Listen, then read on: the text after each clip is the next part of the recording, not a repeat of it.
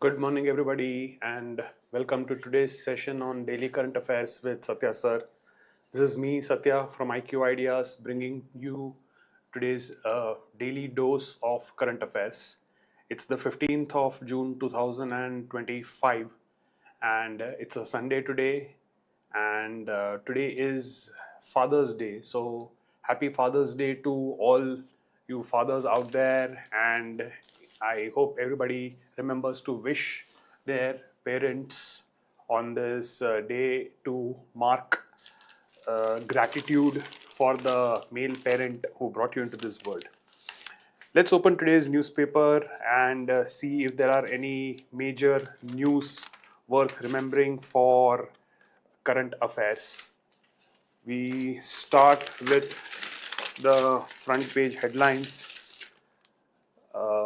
As you are well aware of, a couple of days back on 12th, we had the sad incident of the Boeing 7878, which crashed on Ahmedabad airport. So the main headline is thrust not achieved following Mayday last words of the Air India pilot. So the last words these were the last words which were confirmed by the Ahmedabad police, and it reached the ATC, the air traffic control, seconds before all communication ceased.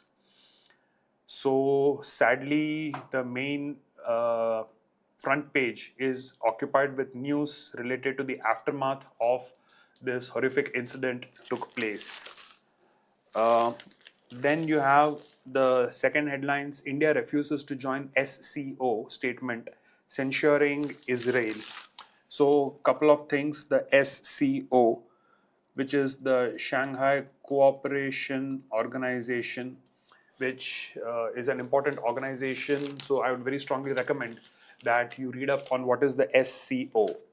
And from the perspective of language, the headlines itself has a very interesting word, censuring Israel. So the word censure means to have strong words against someone, to reprimand someone. In Hindi, किसी को डांट लगाना, right?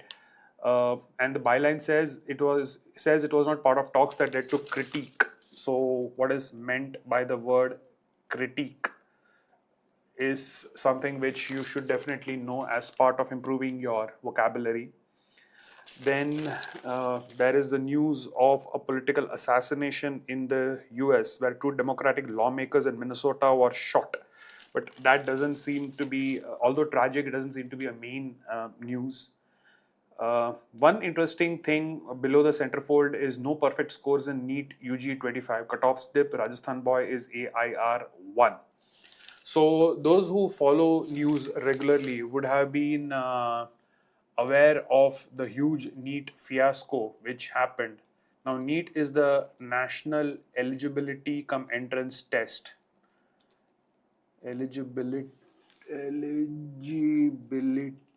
and Entrance Test, which is basically India's main test conducted by the National Testing Agency for all medical aspirants who want to secure admission into the MBBS programs at the government medical colleges and other private institutions.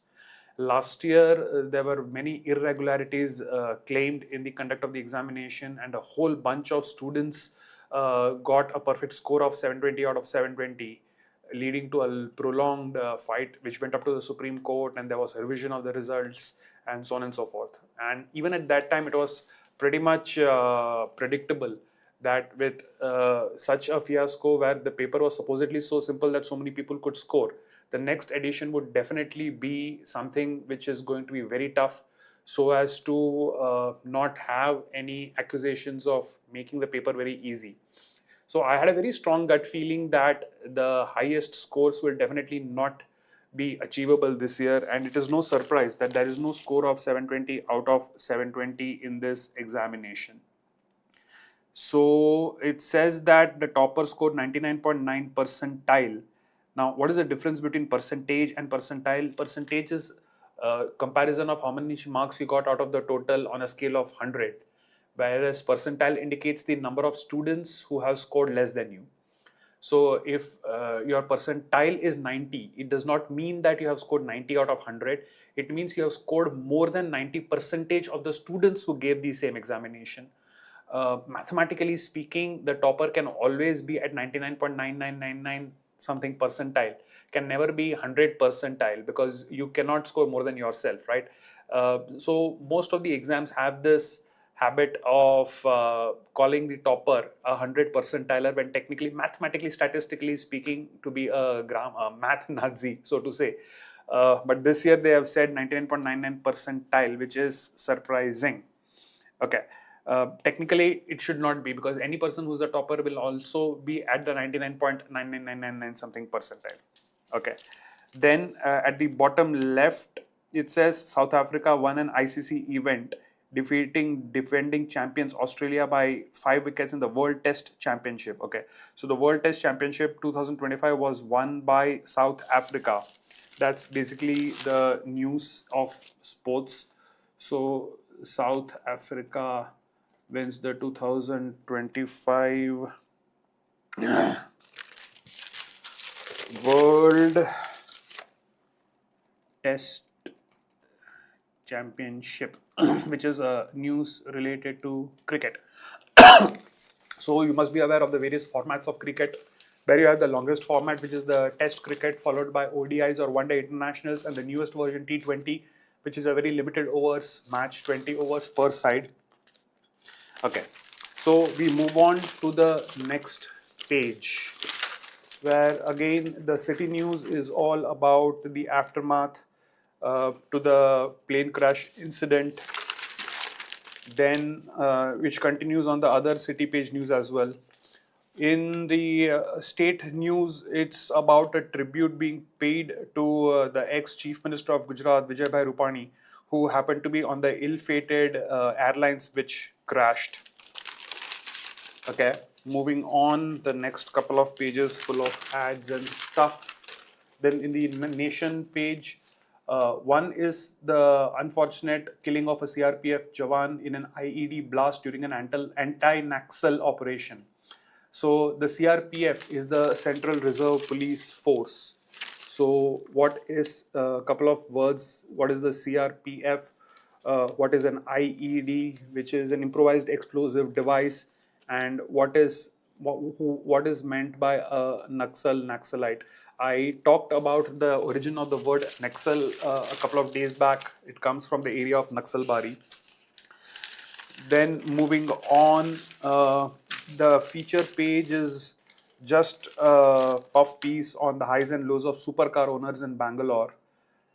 On the nation page, you have some update on the Axiom AX4 launch. So if you remember, this is the thing which they are sending to the International Space Station, and a person of Indian origin is also on the flight. So that, which was recently supposed to be launched, but there was some delay on account of issues, and now some update has been given by ISRO regarding the same. On the nation page, the articles are all random.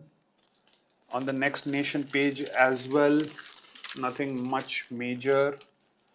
Then there is some update on India's concerns legitimate, Israel on tensions with Iran. So just update about Indian perspective on the ongoing tensions between the countries of Israel and Iran, where there were a lot of strikes by Israel against the nuclear sites and military sites held by Iran. Then in honor of Father's Day, there's an entire page devoted to parenting. So just out of interest, you can read that, nothing major. The center page today has a lot of interesting things. One is just an article about the history of cricket, where a person talks about Pataudi was crucial for Indian cricket and not in favor of trophy renamed. So this is an update of the, I think the Pataudi Gavaskar trophy, if I'm not mistaken. The trophy, there was some talk of renaming this trophy, the Pataudi trophy, and they are thinking of, okay, it was the Pataudi trophy for the India-England Test series, which is now being renamed as the Tendulkar-Anderson trophy. So there's this opinion by Tim Wigmore on why he's not in favor of the trophy being renamed. So just an interesting piece, a little bit of history for cricket aficionados. Then there is an opinion by Walter C. Lodwick III, who is a senior lecturer at the Department of War Studies, King's College London, on "In the Battle of Delegations, real story lies in what went unsaid." So I think this is an opinion piece on the delegations, the Indian delegation which was sent by the government to various countries in the aftermath of Operation Sindoor, which was followed by a copycat delegation of our neighboring country. By the middle piece is by Swaminathan Anklesariya Iyer in his regular column Swanomics on the US trade Dragonaut chicken and why India should strike a tough bargain with Trump. So for people interested in economics and finance and business and international trade policies and stuff, I would definitely recommend that you read this particular article. Then by Swapan Das Gupta, there is an article on Trump's unpredictable second innings has made Delhi reset its expectations. And other opinion piece on how the JEE and IITs are closing the gender gap, but still a long road ahead.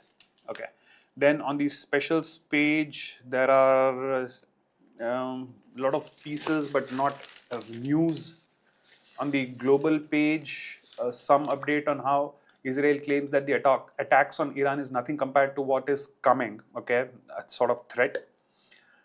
And other US President Trump seems to be the headlines for a lot of different articles. One is the MAGA base splits over Trump's backing of Israel. So MAGA is Make America Great Again. So you'd have seen the acronym MAGA being used, especially related to President Trump. So MAGA, it apparently stands for Make America Great Again. And it's supposed to be a rallying call for supporters of the US president. So Trump is pausing ICE raids on farmers, hotels and eateries. Netanyahu thanks Trump for support.